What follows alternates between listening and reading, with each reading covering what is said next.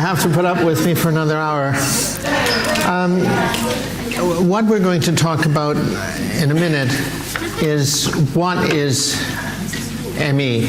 And I asked you this morning, and rightfully, it's a very difficult question because most doctors haven't a clue what ME is, and most people really don't either. What we're going to look at first, though, is someone has asked me, what in the hell are enteroviruses? Well, in the book we explain this a little bit more interestingly, but enteroviruses were not known to have existed. In 1905, polio was not thought to be an infection. In fact, they thought it was mist coming in out of the swamps. When Ivor Wickman said this is an infectious disease, the head of the department at the pediatric hospital in Stockholm basically fired him. This is not an infectious disease, but what we're going to do is talk about him. In 1939, a wonderful man who was an outsider discovered how to grow poliovirus. And lo and behold, they found there wasn't a poliovirus, there were 3. And as soon as they were able to grow 3, he got the Nobel Prize for it. Sabin and Salk did not. Because it was on his basis that the polio immunization was developed. And then, in 1940, the year after, 1939, 1940, the year after he was able to show how to grow poliovirus, and up to that time, they had never recovered a poliovirus from any patient. So you're talking about ME patients, nobody able to find virus. Until 1939, no person who died or was paralyzed with polio ever gave up a polio virus. Only when they died, they ground up their spinal cord, put them through a filter developed by Pasteur almost 100 years before, and pushed out these polioviruses. So it was from 1905 when Wickman said, this is an infectious disease, and the French senior doctor said, this is mass hysteria. So it's not just ME. Polio was mass hysteria. And I'll show you, he's the guy who was head of the neurological psychiatric unit in France, said polio was mass hysteria. Then they found Coxsackie virus, but where did they find it? They found it in Coxsackie, New York, in the stools of a dead polio victim. So polio killed him, but he had Coxsackie in it. And if you look back at the work of Wickman in 1905, he says polio epidemics cause many different diseases in the same epidemic, so there must be more than one virus in there. So he knew in 1905. The Americans, until 1935, insisted that poliovirus didn't occur. That's the Americans, the chief center of research. And if you're worrying about ME being diagnosed, here you've gone from 1905 to 1940 or 1935, 20 years, 30 years, and nobody's ever found anything in a live patient. So you're running into a system where the Americans were calling it a globuloid body, whatever that is, a bacteria of some sort. And the guy who ran the whole polio business in the United States at the Rockefeller Center, he wouldn't let any of the Europeans come in. And some of the best work, including Sarah's, and Sarah and I met first, about 15, 20 years ago at one of John Richardson's wonderful meetings in the North. Those doctors knew more about ME than anybody in the United States. And that's why I held the symposium in 92, 93 in England, to try and infect the Americans with some of the English technology because they knew a lot then. That's before the psychiatrists got into it. And so we ran into a situation where the Americans were brain dead. And again, for the same reason that polio was considered a bacteria, they were so concerned about discovering a new virus or a different variation of Epstein-Barr virus that they just totally demolished the entire enterovirus theory. So let's get on. So Coxsackie, echo, both found in the stools of a polio patient, a dead polio patient. Many of the enteroviruses found in the stools of polio patients. So some of the speakers today were all of them were interesting, but you were mentioning that there isn't one disease in a lot of these people, there's a lot of them. You're right on, and there was some really great things that came out of today, but let's get on to what we're talking about.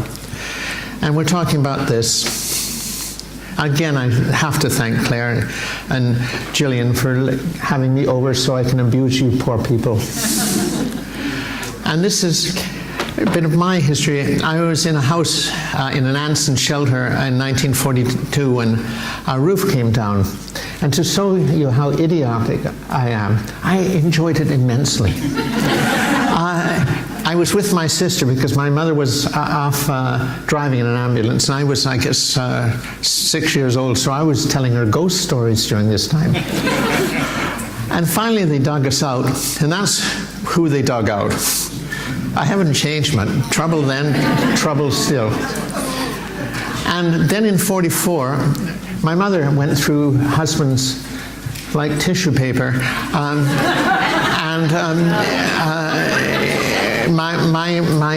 the only dad I ever really knew as a father, Cyril Wren, was sunk by the Germans, torpedoed in his warship.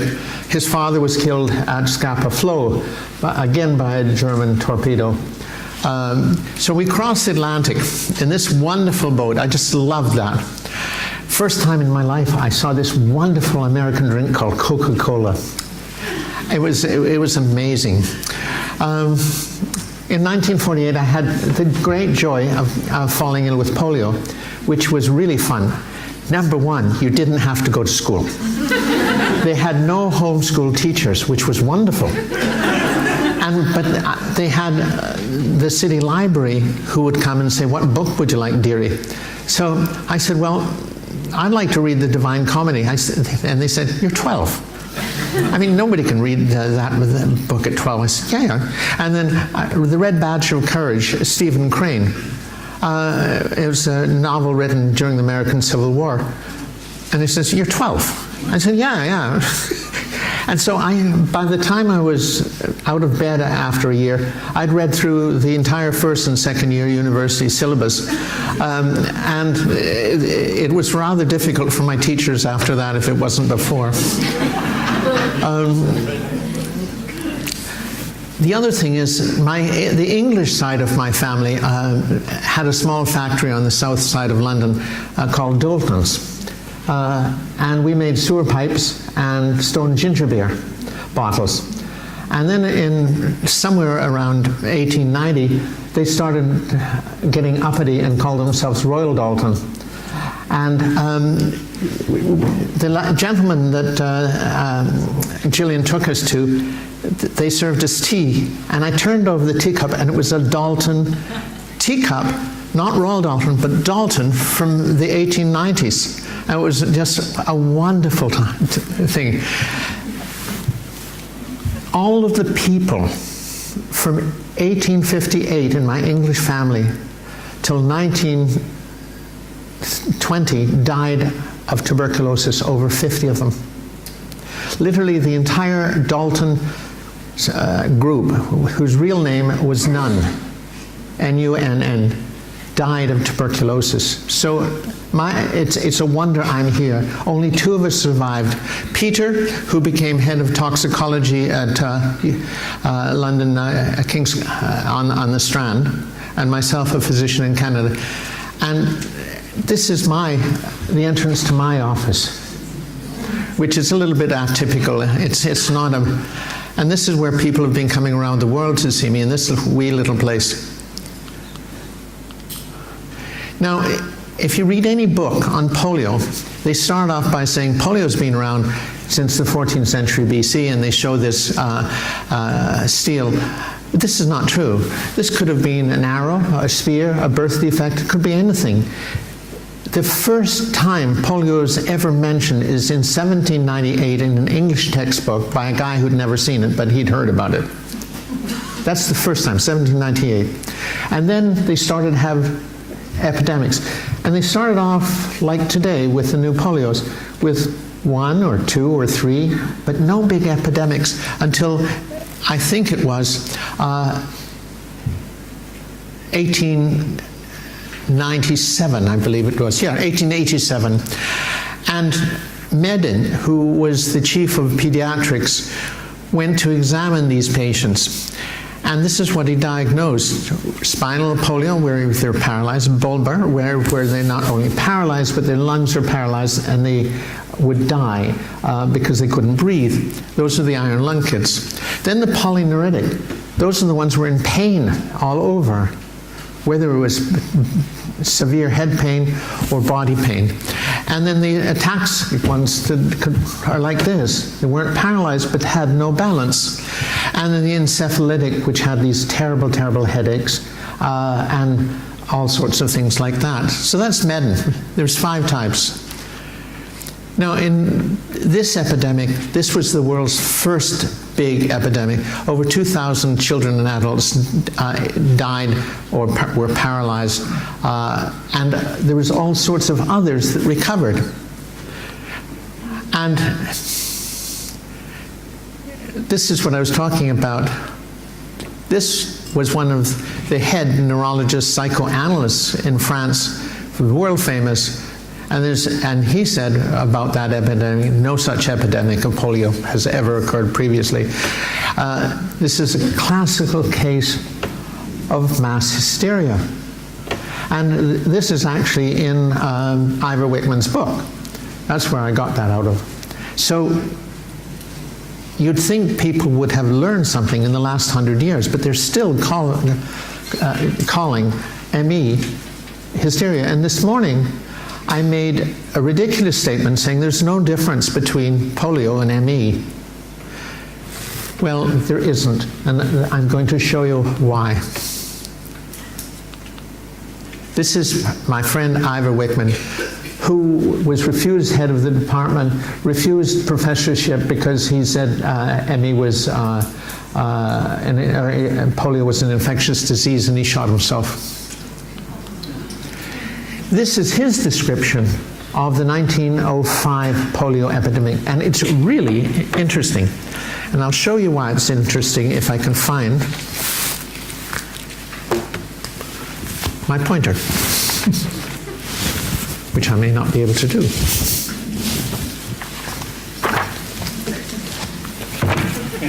This is why I'm married. So my wife knows where everything is. So, remember, Medin said there were 5 kinds of polio. Wickman says, there's the spinal here. Landry's, which is now called Guillain-Barré's, which goes up, and you paralyze at the beginning, and it goes up, and you end up dying, most people. He also said there was a descending. He also said there was bulbar pontine, which caused respiratory paralysis and death, and superior polio. And I'll show you later what he said superior polio. What he called superior, it only affected the brain. And this was ME. Meningitic, this was the severe pain types. Ataxic, which we mentioned. Polyneuritic, like fibromyalgia. Abortive polio, which again is ME. And well carrier. Nobody ever before then said that well people could carry an infection from one person to the other without being or showing illness. So already Medin has been thrown out. Wickman is saying, hey, we're dealing with something else. Whitman also showed incubation period of 3 to 5 days, same as ME. This is the polio epidemic he's talking about. So the incubation period of ME is 3 to 5 days. I've seen it in too many people to miss it. You can have fleeting palsies, muscle weakness, shaking tremors, pains and malaise, headaches, nausea, gastric symptoms, tenderness of muscles resembling influenza, cognitive or psychic dysfunction, protracted prostration and exhaustion, lack of energy or power, subnormal temperature, cold and heat perception difficulty, transient aphasias, bladder symptoms, particularly in women. And you see this in about 10 to 15% of ME patients, and it's called interstitial cystitis. Or vaginitis. They have dyspareunia. They can't have sex because it's way too painful. Hypotonic elasticity of muscles, POTS, sweats, paresthesias, tingling, burning. What's the difference between this and ME? This is a classic example in 1905 of ME. He called superior polio. Why don't they know about this? So this is quite fascinating, wouldn't you say? And now, here's this I stole from the Australians. This wonderful octopus graph, if you will. 100 people falling ill with polio, 1% paralyzed, 1% meningitis, 3% minor symptoms, and 95 no symptoms. This is polio. But it's the same for ME. There's no difference between polio and ME. This is one of I love historical characters. Jacob Decosta was one of the first persons to describe one area of ME. But my Canadian doctor is absolutely wonderful. And I introduced you to this morning when he said neuroesthesia should not be confused with hysteria. He co-founded Johns Hopkins in Baltimore after he left Canada. Then he came to England, to Oxford, where he died in 1919 of the flu, the so-called Spanish flu, which wasn't Spanish at all, which was brought from America by the American troops. Americans have given the English all sorts of great gifts. So what he said, and this is in his textbook, 1914, which I introduced you to earlier, follows infection and may include cerebral, cardiovascular, gastric symptoms, a striking lack of accordance with complaints and physical symptoms, and that patients fall easy prey to charlatans and quacks. This is 1914 in his textbook. And this is his description, imperfect sleep. This is 1914, out of his textbook. Why don't doctors read old books? So, imperfect sleep. How many ME patients complain of that? Inability to perform normal mental work, difficulty doing addition, because in those days they didn't have computers, but they had adding machines. Difficulty taking dictation or writing letters, disturbance of articulation or writing abilities, loss of fixed attention, hyperesthesia related to pain. Pressure points are painful. Again, that's about the only thing the 1988 CDC definition got right. The pressure points, pains in the skin, eyes, joints, and blood vessels. Again, he goes on. Head pains, anxiety in almost all patients, fear of approaching death. When you start off with ME, you know you're going to die. The pains, the change in everything in your body changes you from a strapping, brilliant 17 years old to a 90-year-old in minutes. And you say, what the hell has happened? This is what has happened. And this is a real symptom. Hearing disturbances, weariness in the least exertion, numbness and tingling, incoordination, muscular weakness can be extreme, gastrological and gastric hyperthesias. This is 1914. What has happened? That's 105 years ago. It was well described by a bloody Canadian again. And then he goes into the cardiovascular symptoms of ME. Tachycardia, pain in the heart area, palpitations, sweats, cold extremity, transient hyperemia, and lack of blood going to the arms and legs. Increased risk of suicide due to despair. And this is his treatment. This is 1940. Treatment with drugs should be avoided as much as possible. This is 1914. Patients requires an understanding physician. Have faith in religion and maintain spiritual guidance, because only God can help you, basically. What has changed? And then he separates anesthesia from psychiatry. Anxiety, fear of death, risk of suicide, depression that comes with this illness. Yeah, a lot of these patients have all of these things, and why not? You can't work, you can't look after your kids. Your husband is saying, why are you staying in bed? I mean, why didn't you get up? The life changes overnight. Who falls ill? I don't know how many patients I've seen, somewhere between 1,000 and 2,000. I never really kept count of them. But the people which struck me the most are the numbers of nurses and physicians and healthcare workers who get ill. Teachers, very active students who get overtired, professional women who have 2 jobs, and children at home. Well, the way they're treated by the establishment is really interesting. Every member of parliament I have ever had who falls ill with ME, immediately they get disability insurance. Every physician who has ME immediately gets disability insurance. But you find a single woman with children, or any woman married, who tries to get disability insurance in Canada or United States, and they laugh at you. This is hysterical, get back to work. So if you happen to be at the top of the pyramid, you get your insurance, but the rest don't. This is male-female. And you were mentioning today that they didn't tell you in Ramsey's book about the symptoms.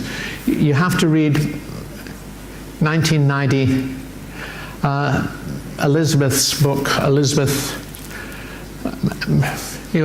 Dowsett, Ramsey, and Bell's book, or not book, the paper they put out, that will give you all those answers, and I'll show them to you in a minute. But again, you can see the incidence of male and female. What is interesting, this flip around 18 and 20, these are when the girls are going out, first time, they're getting into trouble, they're doing things they shouldn't be doing, they're partying all night long, they get overtired, they're drinking out of the same cup as somebody else who happens to have an enterovirus, and bang, they're down. But most of the people are in this range, and this is where the doctors and healthcare workers come into this, and where you see most infections. This is the paper that you need to read about, that takes care of Ramsey's book. Actually, Ramsey's book was written by Dowsett, who ghostwrote it for Ramsey. He was not well when that came out. So, muscle dysfunction, 100%. Cognitive disturbance, and this is from this paper. 77 headaches, 74 balance difficulties, autonomic dysfunction. And how did they get this? They took 420, and it was Dr. Bell, who had a neurological problem herself, wonderful woman who ran Rock Hill Hospital in Glasgow. They took 420 patients who had positive enterovirus, Coxsackie, Echo, enterovirus numbered, or any of the early kinds of viruses that cause hand, foot, and mouth, herpes angina, which is caused by a Coxsackie, not by an herpes virus. It took them, and that's what the Americans should have done, but they didn't. Americans said, we'll get people with fatigue, and we'll get 100 people with fatigue, and we'll examine them. Well, some of them were fatigued because they were alcoholics. Some of them were war veterans. Some of them had rheumatoid arthritis. some of them had any known disease. You cannot start with a symptom and define a disease. And the Americans have been doing that. And then all of a sudden, because everybody hates the word chronic fatigue syndrome, they said, oh, that's really ME. ME is a enteroviral Coxsackie enterovirus disease which causes brain injury like I showed you this morning. Very simple. It's not a problem. Same as polio. So they kept on going, autonomic dysfunction. These are what they said, 64%. And this is from the paper. You can get it online. Visual disturbance and accommodation, paresthesias, fibriculations, cleanliness, positive Romberg. That's early in the disease. And as in polio, paresis and muscle wasting in 1%. So 100 people get ME, 99% get better, usually within the first month. If you go 2 months, you're not likely to get 100% better. I know you don't want to hear that, but this is what happens. So, who develops chronic fatigue syndrome? Different group of people. Military war veterans, alcoholics, major depressives, post-traumatic patients, farmers and firemen who've had toxic chemical injury, missed cardiac. Every 100 ME patients I've ever seen, what is the first test you want to do on them? Doctors? What's the first test? Feel their pulse. The first test you want to do with someone who comes with ME or chronic fatigue syndrome is you do normal things. You do a complete cardiac assessment. You do an echocardiogram. You do a stress test. You do a examination, a Doppler of their ascending carotid arteries. Why? Because 20% of the people that come thinking they've got ME have got missed heart disease. I've had patients who've never, in fact, almost no patient is ever examined and doing the basics. You have to do both total body mapping. And before I was a physician, I think I told you, I was a geophysicist. I loved it because we went out and we mapped the land. And again, I went back into Phoenician records from 500, 300 years before Christ. And I went to Ireland, and all the Brits had gone to Java and different parts of the world. And I went to Ireland, and I set up on top of all of these old mine sites and set up my geophysical equipment. We found 5 mines. But you got to look at the old books. Like I'm telling you today, the stuff is all there. So, totally different group. 20% of all of them have heart disease. And you can fix heart disease very well because the surgeons are much better than doctors in general. They know how to fix things. And so if you can say, I'm going to take, all of you, say you all had ME, and I ran a complete heart assessment on all of you. And I said, oh my God, you've got a hole from your right to your left side of your heart. And it's blowing all sorts of things up to your brain. It's making your heart inefficient. Or I say, how many of you got Ehlers-Danlos syndrome, where your ascending aorta is waving in the wind and can't push the blood up to your heart and down to your legs? 20% of you or any of your people probably have heart disease and don't know it. You may have other things in addition, but if you fix that, sometimes these people all of a sudden they get up and they're well again. Because hearts we can fix. So you have to examine these people. Missed malignancy. I don't find malignancies often except thyroid malignancies. And thyroid malignancies are pretty rare. I find them in 5% of all of these patients. If you do any thyroid blood test in the world, you're not going to show a thyroid malignancy until they're ready to die. And they don't die, thyroid malignancies, until they've had it for 20 or 30 or 40 years. You need to do an ultrasound of the thyroid. Then you pick them up. You see a single nodule surrounded by vascularization. You put a needle into it and voila, you've got cancer. Easy to remove. That solves part of the problem, except that literally I would say between 20 and 50% of every woman with ME after 10 years develops thyroid problem, because the brain has been injured that directs the thyroid. They don't get thyroid cancer, but they get all sorts of different thyroid diseases. So you have to examine these people. They need to be examined. The number of people I've seen, Cipro, which is a very common, brilliant antibiotic which kills everything, including the patient sometimes, causes major brain injury. Most doctors don't know that, but half the doctors know that if you give Cipro, you're going to break all of their tendons. But it doesn't happen after you take the Cipro, it happens a year later. And so they finally stopped saying you can't give that drug to kids because it really breaks the tendons in kids really quite rapidly. But it does it in adults too. Great antibiotic, kills everything, including the patient sometimes. But there's several antibiotics like that.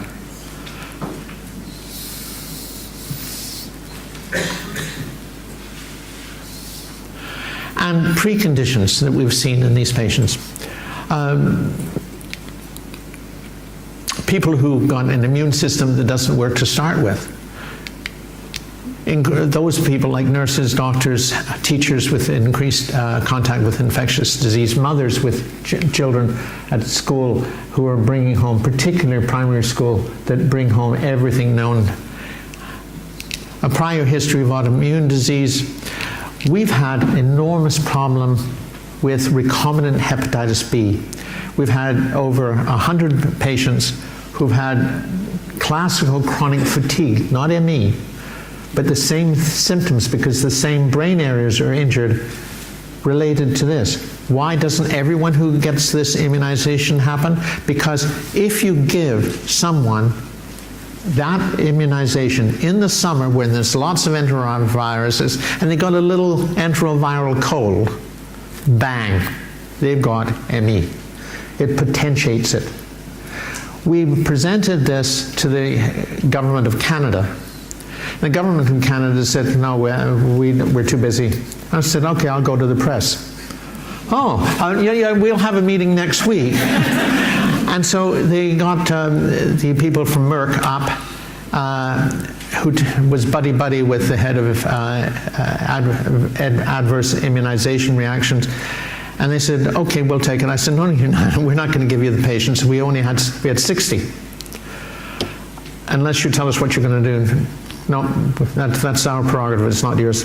So I walked out. Well, the nurse who introduced me to some of these patients from Quebec got angry at me, really pissed off. She went and gave all the cases to the health department.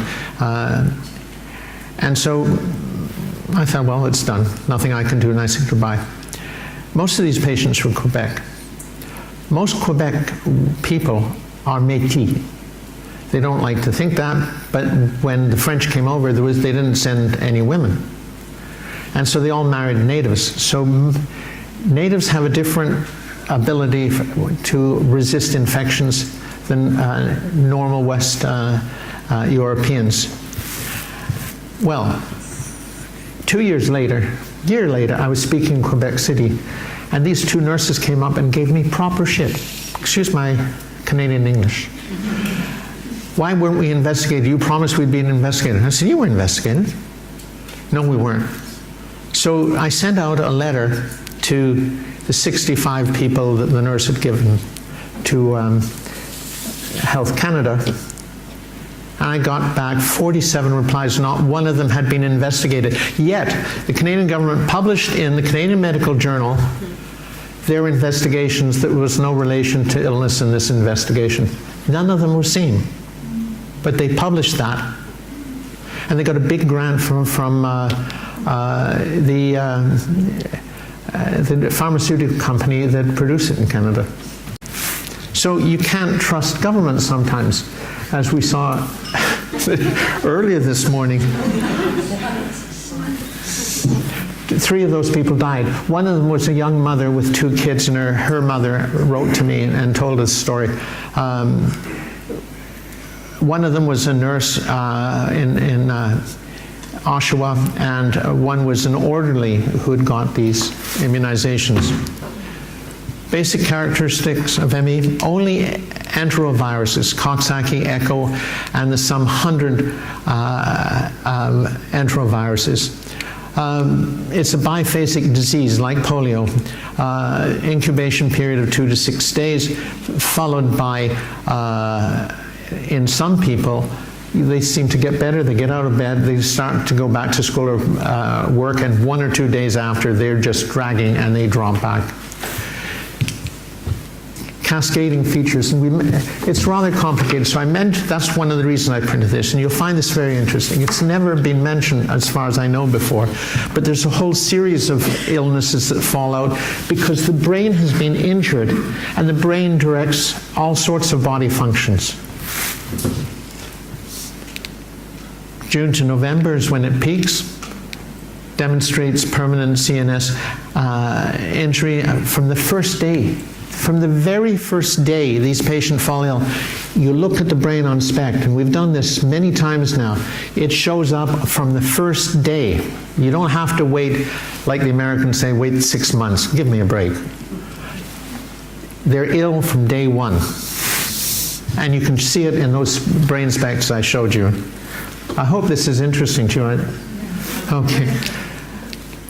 And this Segami Oasis software, which was developed by my dear friend who taught me so much, Ishmael Mena, and Philippe Brandet, the French guy who runs Segami Oasis. So part of the entire brain, that's just medical for brain, may be involved. Polio and vascular injury, primarily the spinal column and motor neurons, but ME primarily to the brain and secondary to the lower part of the body. But both are essentially a vasculitis. Most doctors don't, if you say, what kind of disease is polio? They can say, oh, it's a neurological disease. No, it isn't. It's a vascular disease, and I'll show you. And they knew this in 1871. Okay. This is what I was showing this morning. That area and this area, if you don't have that injured, you do not have ME. This directs the whole body. It gets its information from here. If those are not injured, you don't have ME. So it's so easy to diagnose ME as a major brain injury. This is 1871. This is a polio guy. They chopped up his spinal cord, and they show the entire vascular bed is injured. This is 1871. This is the same thing with ME, except we don't chop up people's spines because they sort of like them. They're still walking around. So, this is my dear friend Wickman in 1911. Here he is, his name again. Here, if you ask a doctor, what is the cause of polio? They'll say, oh, that's the anterior horn cell is destroyed by the polio virus, and therefore the peripheral nerves don't work, so they can't move their arms or legs or breathe.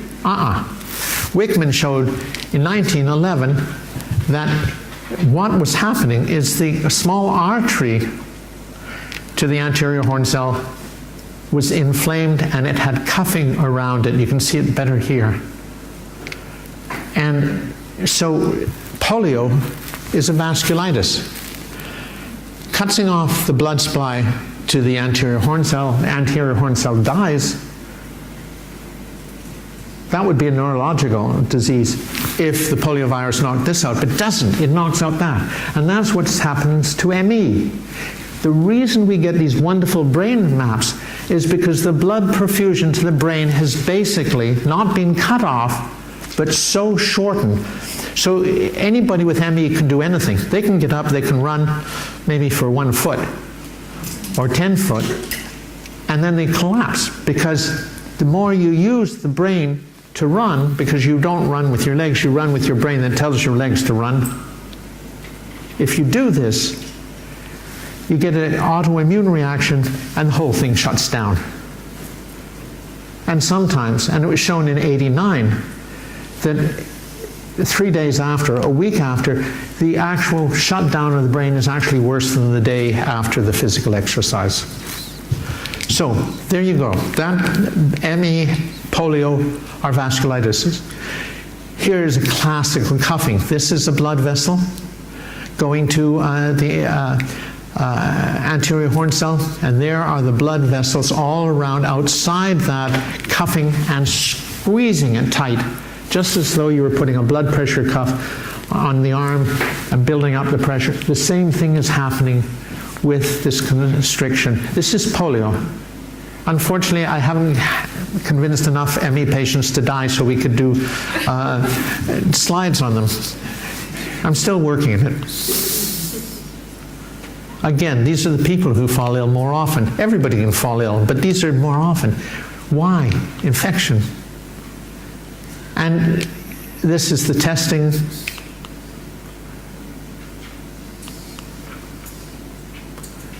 This is second phase, and don't bother looking at these because it's all in here, and it'll give you time. You have to digest this. This is one of the most fascinating things going, Ehlers-Danlos syndrome. And people with Ehlers-Danlos syndrome must have they've never discovered the flexic form of Ehlers-Danlos, and there's about 8 kinds of Ehlers-Danlos, but the one with the ME patients become severely symptomatic are the flexible ones. And wherever the genetic origin there has to be close to the immune system, because these people, the immune system packs up. Huh. That means I have to stop talking.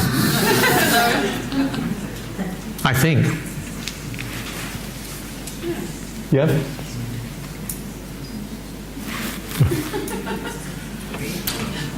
How many minutes have I got left? 5. Oh well. We'll skip through this. I've mentioned most of these. And these are internal things which make ME worse. If you've got Hla B27, everyone here should check if they've got this.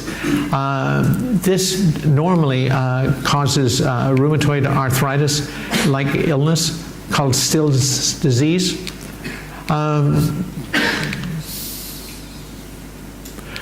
External disease potential, returning to work too soon or at all. Occupations with infectious disease, illness, early sexual abuse has a tremendous effect on the brains of these people. And you fortunately don't get that too often. Alcohol, the attack by the insurance industry, all these things make it worse. There, I finished. And the reason I've got that up is my family is American and English. And I've got to tell you this story. I had 4 great-grandfathers. And they were from Alabama and Georgia. And 2 of them were on top of Missionary Ridge when Captain MacArthur, the father of General MacArthur, stormed up, and they both were lying on the ground with severe gastritis, probably some illness which might have killed them anyway, and they were bayoneted to death. Another one of my grandfathers was hiding in the swamps, which were so full of snakes the northerners wouldn't go in. So the snakes saved him.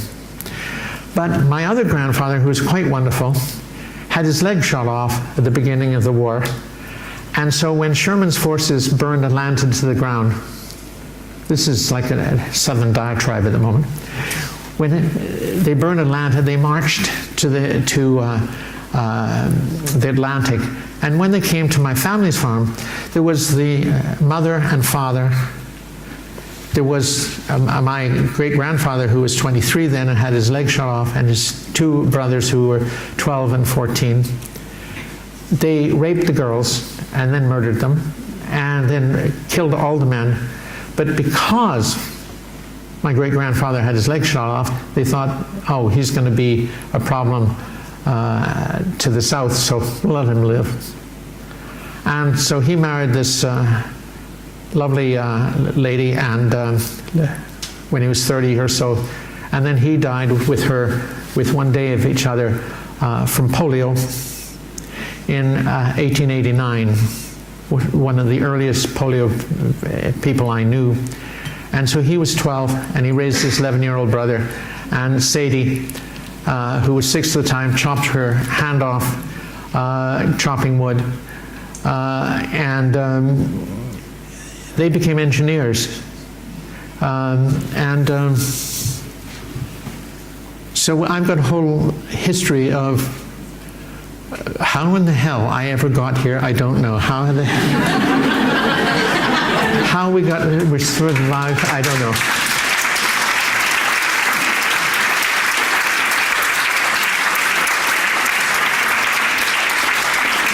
There's the last, my grandmother was the last to die of tuberculosis in a psychiatric hospital here in London with tuberculosis of the brain. Her whole brain was eaten away. And that's it.